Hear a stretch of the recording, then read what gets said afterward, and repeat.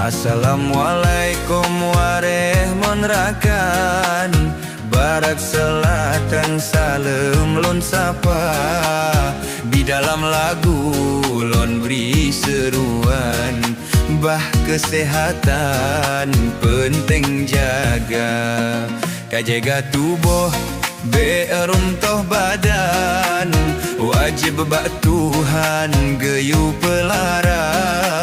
Beta usaha bek tak biarkan obat-obatan bedoh jamita.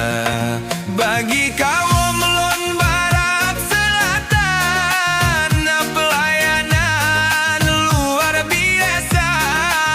Menjala khair nama tempatnya, Sinebog Haibang Melabuh kota.